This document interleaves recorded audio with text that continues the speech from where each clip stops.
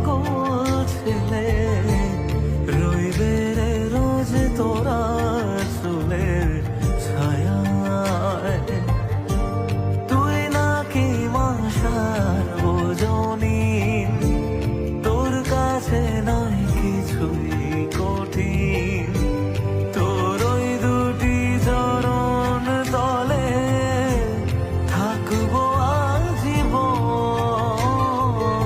শ্যামা মা তোর চরণ ধরে থাকতে দিস রে জনম ধরে আমার।